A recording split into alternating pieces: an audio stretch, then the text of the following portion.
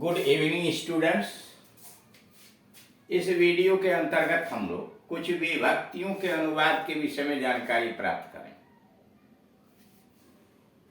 हिंदी विभक्तियों यानी कारक चिन्हों का प्रयोग कई अर्थों में होता है। यानी हिंदी में कारक चिन्हों का प्रयोग यानी विभक्तियों का प्रयोग कई अर्थ में होता है और इसलिए इसके अनुवाद के अंतर्गत कठिनाई उत्पन्न होती है। यहाँ पर का, की, के का अनुवाद कैसे किया जाता है अंग्रेजी में, उसके विषय में दिया गया है। का, की, के यानी हिंदी में जो का, की, के लगाकर वाक्य में आता है उसको अंग्रेजी में कैसे ट्रांसलेट करते हैं। का, की, के से संबंध या अधिकार का भाव व्यक्त होता है। जैसे राम की किताब, मोहन की कलम, लड़कों की किताब, ये क्या है? इससे अधिकार यानी संबंध का भाव होता है। इस पर पहले ही विचार हो चुका है, यानी इस पर पहले ही विचार किया जा चुका है। यहां पर कुछ दूसरे प्रकार के अनुवाद पर विचार किया जाएगा। जैसे उसने राम को पत्र लिखा, he wrote Ram a letter.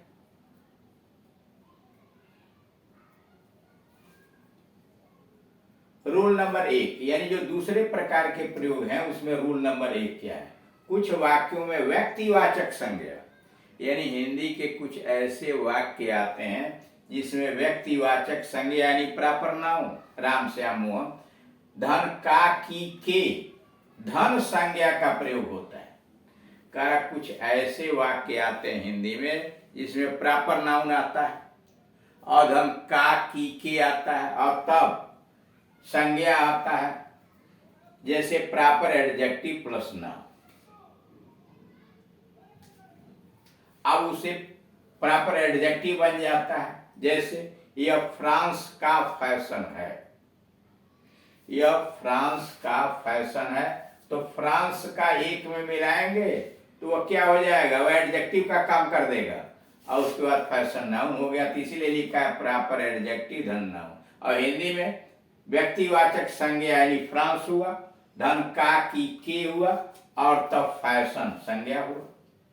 This is A French fashion. इसमें देख रहे हैं का, की, के का अनुवाद नहीं है, नाउन के पहले ये फ्रेंच जो है यह प्रॉपर एडजेक्टिव बना है, यानी प्रॉपर एडजेक्टिव का काम कर रहा है।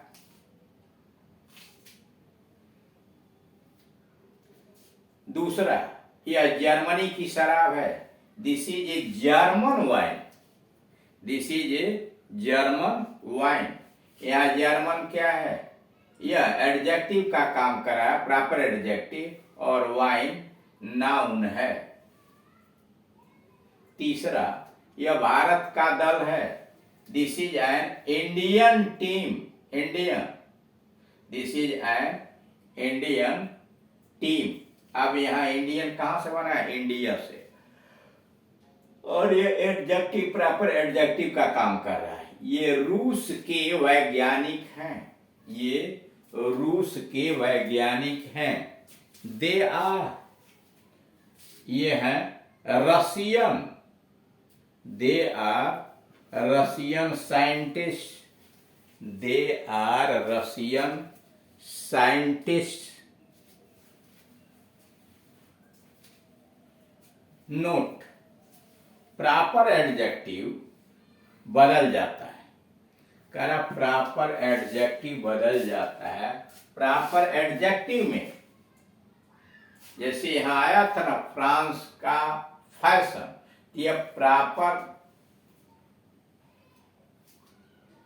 नाउन जो है फ्रांस वह बदल जा रहा है प्रॉपर एडजेक्टिव में, और का, की, के का अनुवाद नहीं होता।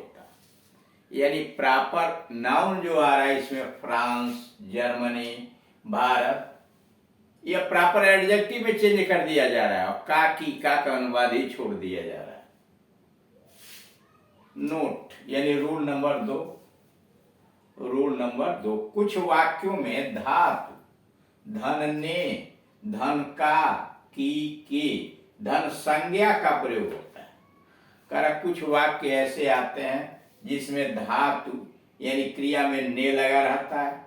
फिर का, की, के और संज्ञा, जैसे जीरंड, धातु क्या हुआ जीरंड, यानी जीरंड के बाद सीधे नाउन आ गया। यह पढ़ने का कमरा है, यह देख रहे हैं ना क्या हुआ है, इसमें धातु के साथ ने जोड़ दिया गया। यह पढ़ने का कमरा है, this is A reading room. Reading क्या है, जीरंड है, नाने नी उसके साथ जुड़ा हुआ, this is A reading room. यह टहलने की छड़ी है, this is A walking stick. अब टहलना, अब टहलने में के बाद ने जुड़ा हुआ है, टहलने की छड़ी है, तो this is A walking stick. टहलना की अंग्रेजी होती है वॉक, उसमें ING जोड़ दिया और तब नाउन आया, this is A walking stick. और ये नोट, धातु धन ने का अनुवाद होता है प्रेजेंट पार्टिसिपल। कह नोट, धातु धन ने का अनुवाद होता है प्रेजेंट पार्टिसिपल, और का की के का अनुवाद नहीं होता है। यानी कह रहा धातु धन ने का अनुवाद होता है प्रेजेंट पार्टिसिपल और का की के का अनुवाद नहीं होता है। रूल नंबर 3, कुछ वाक्यों में संज्ञा वाचक विशेषण धन का के की धन संज्ञा का प्रयोग होता है। कह कुछ ऐसे वाक्य आते हैं जिसमें संज्ञा वाचक विशेषण का प्रयोग होता है, वो संख्या है, संख्यावाचक विशेषण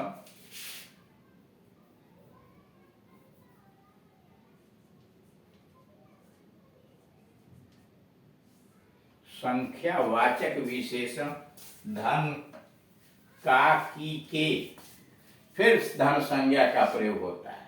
इनका अनुवाद होता है न्यूमरल एडजेक्टिव, यानी संख्यावाचक विशेषण, न्यूमरल एडजेक्टिव संख्यावाचक विशेषण, बीच में हाइफन लगाया, फिर सिंगुलर नाउन, यानी का की के जगह पर सिंगुलर ये हाइफन प्रयोग किया और फिर सिंगुलर नाउन डाल दिया। फिर ध्यान दीजिएगा, न्यूमरल एडजेक्टिव आएगा, उसके बाद हाइफन यानी छोटा सा डैश होगा और फिर सिंगुलर नाउन होगा। जैसे यह 5 रुपए का नोट है, यह 5 रुपए का नोट है, दिस इज ए 5, उसके बाद यह देख रहे हैं ये हाइफन है, this is A 5 rupee note, this is A 5 rupee note. Number 2, यह 50 फुट का कमरा है, यह 50 फुट का कमरा नहीं फीता है, सॉरी, यह 50 फुट का फीता है, दिस इज ए 50 फीट, 50 के बाद हाइफन आया है तब फीट आया हुआ है, this is A 50 feet tape. यह 50 फुट का फीता है, this is A 50 feet tape. अब इसमें 50 जो है वह न्यूमरल एडजेक्टिव है और उस न्यूमरल एडजेक्टिव के बाद देख रहे हैं हाइफन लगा हुआ है तब फीट आया है। तीसरा, यह 10 लोगों की समिति है, यह 10 लोगों की समिति है, दिस इज ए 10 मैन, 10 और मैन के बीच में हाइफन है, committee, this is A 10 man committee. Number 4, यह सब दलों का सम्मेलन है, यह सब दलों का सम्मेलन है, this is an all party conference, this is an all party conference. सारे यहां छूट गया है, hyphen, all party conference. Rule number 4, कुछ वाक्यों में संज्ञा धन का की के धन संज्ञा का प्रयोग होता है। कुछ ऐसे वाक्य आते हैं जिसमें संज्ञा धन का, की, के, धन संज्ञा का प्रयोग होता है और पहली संज्ञा से एक प्रकार के विशेषण का बोध होता है। यानी कुछ वाक्य ऐसे आते हैं जिसमें संज्ञा धन का, की, के, धन संज्ञा का प्रयोग होता है और पहली संज्ञा से एक प्रकार के विशेषण का बोध होता है। जैसे नाउन, धन हाइफन, धन नाउन, यानी नाउन लगाया, हाइफन लिखा, नाउन। यह किताब की दुकान है, यह किताब की दुकान है। This is a book shop. देख रहे हैं बुक और शॉप के बीच में हाइफन लगा हुआ है। This is a book shop. दूसरा, यह फूल का बगीचा है। This is a flower garden. यहाँ फ्लावर के बाद आप देख रहे हैं हाइफन और तब गार्डन आया हुआ है। This is a flower garden. Number 3, यह पानी का नल है। This is a water pipe या water tap. This is water pipe या वाटर टेप। नोट, ऐसे अनुवादों में कभी कभी दोनों नाउन के बीच हाइफन का प्रयोग नहीं होता है। कर ऐसे नाउन में कभी कभी ऐसा भी आता है, जानते हैं अंग्रेजी में अपवाद होगा ही, 100% लागू नहीं हो पाता है। कर ऐसे अनुवादों में कभी कभी दोनों नाउन के बीच, जैसे बुक शॉप है, फ्लावर गार्डन है, वाटर पाइप, इनके बीच हाइफन का प्रयोग नहीं होता है। जैसे स्कूल के शिक्षक, स्कूल टीचर्स, हाइफन नहीं आया है। School teachers were present there, विद्यालय शिक्षक वहां उपस्थित थे। School teachers were present there. College के शिक्षक, कॉलेज टीचर्स, बीच में हाइफन नहीं है, कॉलेज टीचर्स। भोजन की समस्या, फूड प्रॉब्लम, फूड प्रॉब्लम के बीच में कोई हाइफन नहीं आया है। सुबह का संस्करण, मॉर्निंग एडिशन, मॉर्निंग और एडिशन के बीच कोई हाइफन नहीं है। यानी कुछ ऐसे वाक्य आ जाते हैं जिसमें दोनों नाउन के बीच में कोई हाइफन नहीं लगा होता है। तो इस तरह से आपने देखा कि हिंदी की कुछ विभक्तियों में जिसमें का, की, के का अनुवाद तुम्हें कितना विशेष सावधानी बरतनी पड़ती है, इसमें एक रूल और रह गया है जो अगले वाले वीडियोस के अंतर्गत जोड़ दिया जाएगा। Thank you.